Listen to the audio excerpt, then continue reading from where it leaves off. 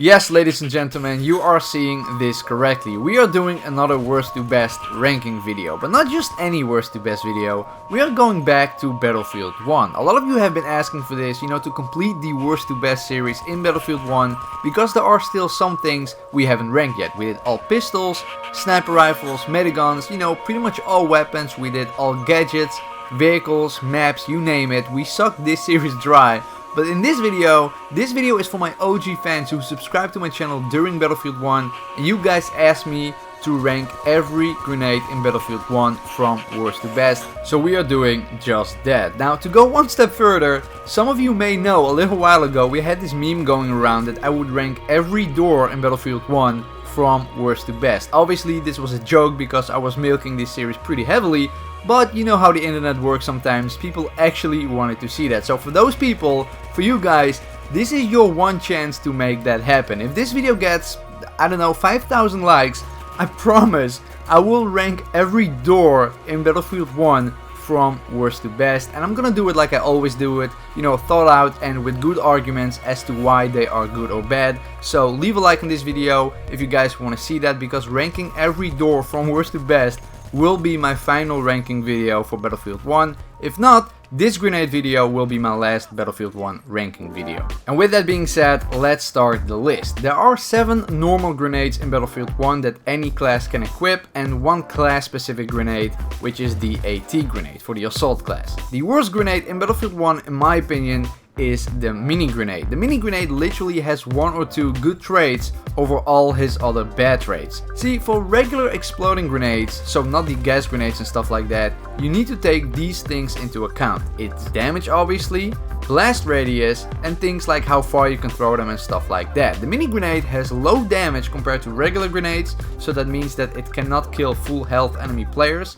Also, its blast radius is very small, meaning that on top of the low damage, it's harder to deal damage in the first place. Now, way back at the beginning of Battlefield 1, you could actually equip 2 of these mini grenades, making them way more viable, because with 2 you could actually kill full health enemy players. But because of the heavy grenade spam in Battlefield 1, they tweaked some things and eventually you only ended up with 1 in your inventory. The few good things I can say about the mini grenades is that you can throw them very far, much further than any other throwable in the game.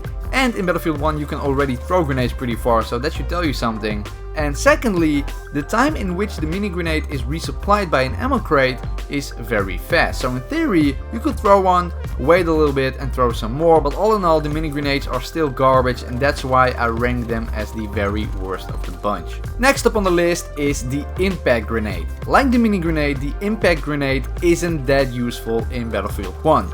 Firstly, because it does lower damage, meaning you can't kill a full health enemy player, just like the mini grenade. But also, its main purpose is pretty obsolete. The whole point of the impact grenade is to detonate upon impact or shortly after. And the reason why it's pretty useless in Battlefield 1 is because regular grenades already have a very short fuse time. I think it's around 1.5 seconds, and the impact grenade has a fuse time of around 0.7 seconds or something like that. And even if it seems like a significant decrease in time, 1.5 seconds for a regular grenade is fast enough to give enemy players very little time to react to begin with. Impact grenades are mainly finishers in a 1v1 firefight, but other than that I don't really like them. In Battlefield 4 they were much better because of how grenades worked back then.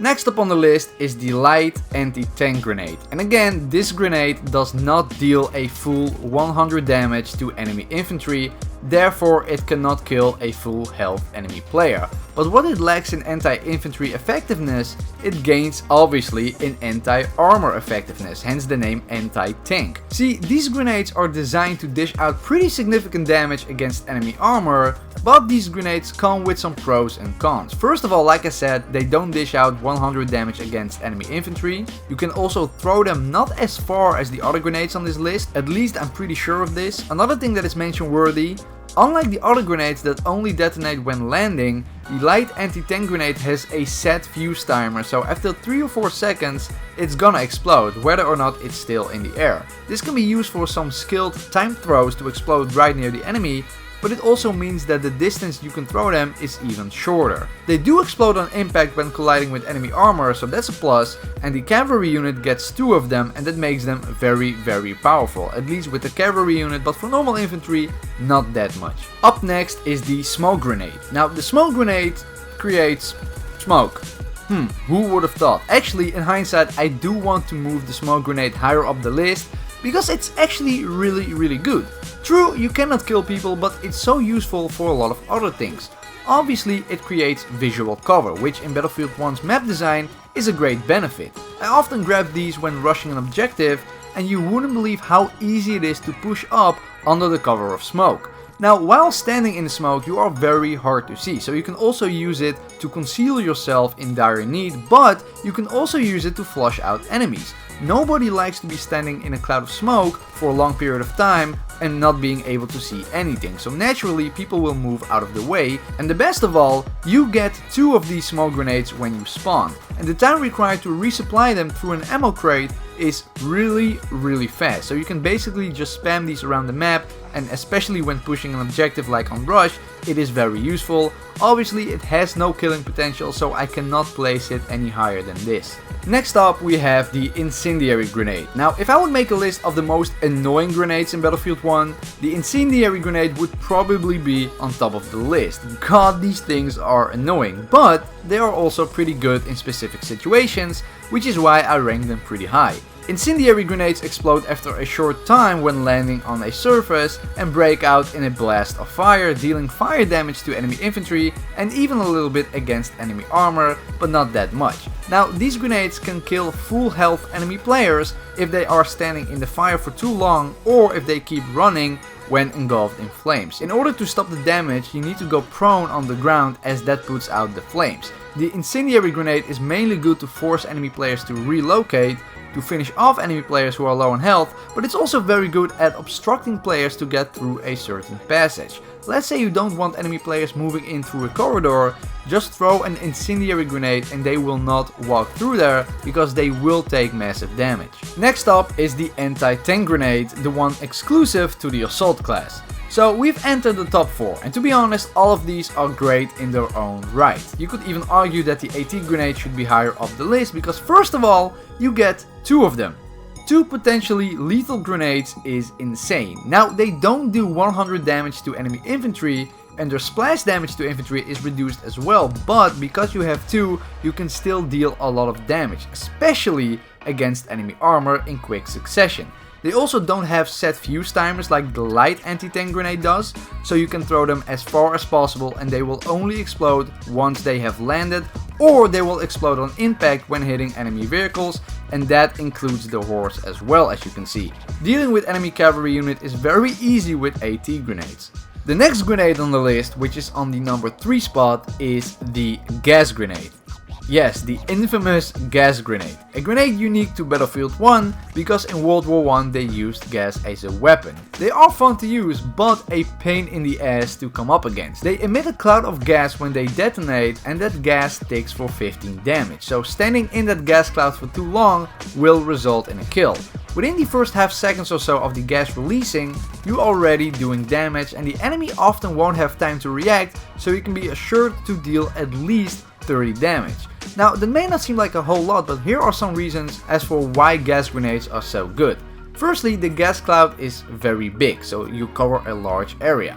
The borders of that gas cloud are not always very distinctive, so people running past it won't really consider taking damage unless it's too late. The gas goes through walls, so you can hit enemy players inside of a building, and because they don't have time to react often, you can finish off injured enemy players. And the only way to counter the gas grenade is by equipping your gas mask, which prevents you from aiming down the sight, so you can make some very tactical plays. So all in all, it's a very annoying but effective grenade. And to even think that back in the day, back at the launch of Battlefield 1, you got equipped with 2 of these. That was hell but a lot of fun. Now finally, the top 2. The second best grenade in Battlefield 1, in my opinion, is the Improvised Grenade.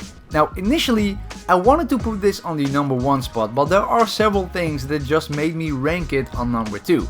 So essentially the Improvised Grenade is like a normal grenade, but with a few minor tweaks. The Improvised Grenade got introduced with the Apocalypse DLC, and its description is simply worded, "Work with what you've got," which doesn't tell us a whole lot, but I found out that this grenade has a random fuse timer, so it can detonate from, I believe, anywhere between 0.7 seconds and 1.5 seconds, but that's very good, right? It's on par with your regular frag grenade, but with a potentially shorter fuse time. And yes, that is true, but I also noticed people saying that it also has a random max damage, which means that it doesn't always do 100 damage, making it very unreliable. Now, I'm not sure if this is true. It always did 100 damage in my case, but because I'm not entirely sure, I had to rank it on number 2. It's also a pretty big projectile, so you see it coming more easily, but that's just a minor thing. And for number 1, you guessed it, it's the Frag Grenade, or the Stick Grenade for some factions, or even the standard Russian Grenade for the Red and White Army. They are all three identical in terms of stats, but they do look different, and I think that's pretty cool. I think it's easy to see why I rank these as the best grenades in Battlefield 1.